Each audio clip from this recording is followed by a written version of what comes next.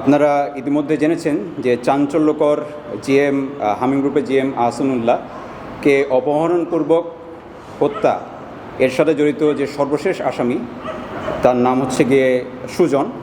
আমরা তাকে কিছুক্ষণ আগে গ্রেপ্তার করি। আপনারা জানেন গত 23 তারিখ আনুমানিক 15:30 ঘটিকার পর হামিম গ্রুপের জিএম আহসানুল্লাহ নিখোঁজ হন। পরবর্তীতে তার মরদেহ প্রায় 2 দিন পর দিয়াবাড়ি থেকে উদ্ধার করা হয়।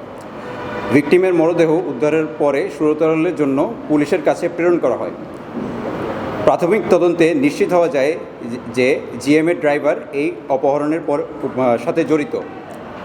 পরবর্তীতে র্যাবের একটি চৌকস দল অপহরণের এজাহার নামক আসামি ড্রাইভার সাইফুল এবং তার সহযোগী নুরুন নবীকে গ্রেপ্তার করার জন্য অভিযান শুরু করে।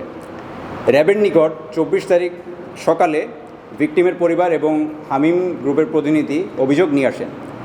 অভিযোগ নিয়ে আসার পর তারা বর্ণনা করেন যে সাইফুল বিভিন্ন সময় সন্দেহভাজন তথ্য দিয়ে আসতেছে, অর্থাৎ 23 তারিখ অফিস থেকে তার মালিককে নিয়ে আসার পর থেকে অনেক সন্দেহজনক তথ্য দিচ্ছে। এই সন্দেহ প্রবণতার কারণে আসামি সাইফুলকে তার পারিবারিক কর্তৃক আটক করা হয় এবং আটক করার পরে তারা পুলিশের কাছে প্রেরণ করার জন্য প্রস্তুতি নেন। এই প্রস্তুতির সময়কালে সাইফুল সুকৌশলে ওয়াশরুমে যাওয়ার জন্য আবেদন করেন। তাকে যখন এই সুযোগটা দেওয়া হয় এরপরেই সে সুকৌশলে পলায়ন করে এবং 24 তারিখ দিবাগত রাতে সে তার নিজ বাড়ি গাইবান্ধায় চলে যায়। পরবর্তীতে 25 তারিখ আনুমানিক দুপুর 12টার সময় এই ভিকটিম জিএম আহসানুল্লাহর মরদেহ উদ্ধার করা হয়।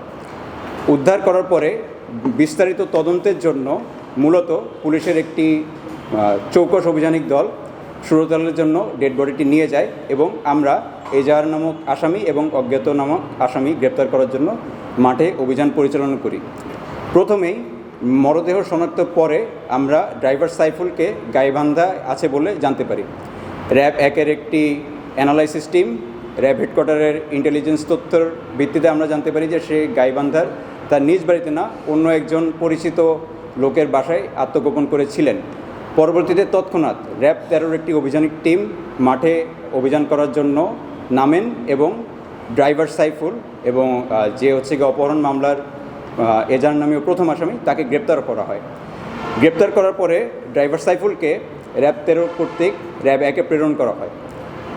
র্যাব 1-এর মাধ্যমে 24 ঘন্টার সময় ব্যাপ্তিতে তাকে প্রাথমিকভাবে জিজ্ঞাসাবাদ করা হয়। জিজ্ঞাসাবাদে তিনি নিশ্চিত করেন যে অপহরণের সময় উনি উপস্থিত ছিলেন এবং তার সাথে সহযোগী নুরুন নবীও একই কাজে উপস্থিত ছিল।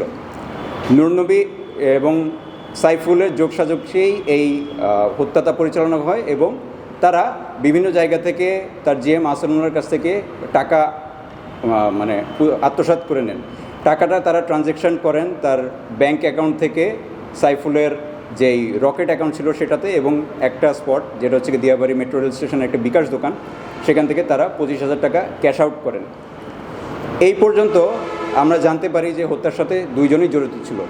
পরবর্তীতে আমাদের একটি চৌকস দল নুরুন নবীকে র্যাব 13-র যৌথ অভিযান র্যাব 1 এবং র্যাব 13-র একটি অভিযানিক দল যৌথভাবে অভিযান করে নুরুন নবীকে রংপুরের লালমনিরহাট থেকে গ্রেপ্তার করে। গ্রেপ্তার করার পর আমরা তার কাছ থেকে জানতে পারি যে সুজন এবং আরেকজন আসামি যার নাম ইসরান, যার মূল নাম ইসরাফিল, এই 2 জনও এই হত্যাকাণ্ডের সাথে জড়িত ছিল। সার্বিকভাবে এই সূত্র ধরে আমরা পরবর্তীতে গতকালকে ইসরাফিল ওরফে ইসরানকে গাজীপুরের কাশিমপুর থেকে গ্রেপ্তার করি এবং আজকে আনুমানিক 8:40-এর সময় সর্বশেষ আসামি সুজনকে গ্রেপ্তার করি।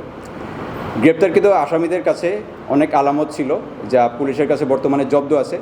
আপনারা জানেন যে র্যাবের সর্বোচ্চ সাধারণ তদন্তের ক্ষেত্রে হচ্ছে গিয়ে অথরিটি আছে 24 ঘন্টার মাধ্যমে আমরা এই প্রাথমিক তথ্যগুলাই পাই, যার প্রেক্ষিতে আমরা এই অজ্ঞাতনামা এবং সন্দেহভাজন আসামিদেরকে গ্রেপ্তার করে 164-এর জন্য পুলিশের কাছে হস্তান্তর করি।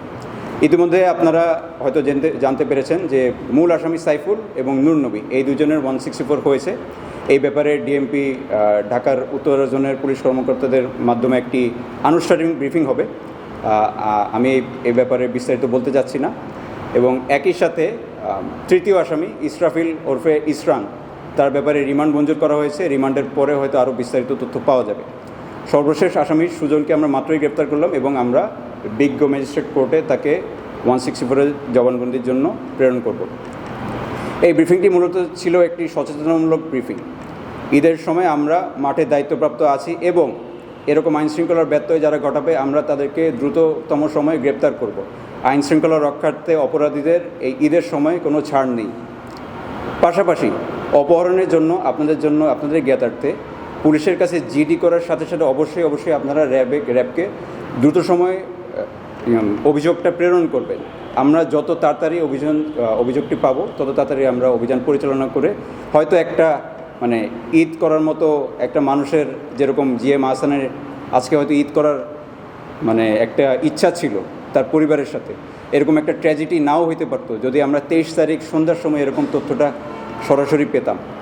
কিন্তু সার্বিকভাবে যখন আমাদের একটু বিলম্ব হয়ে যায় সেক্ষেত্রে আমরা বিভিন্ন চ্যালেঞ্জ মোকাবেলা করি। তো সার্বিকভাবে ঈদ এবং ঈদের পরবর্তী সময় এবং ঈদের সময় আইনশৃঙ্খলা রক্ষার্থে আমরা মাঠে নিয়োজিত আছি। অপরাধীদের কোনো ছাড় নেই এবং মানুষের হাস্যোজ্জ্বল ঈদ ভালোভাবে করার জন্য আমরা সবসময় মাঠে থাকব। ধন্যবাদ সবাইকে।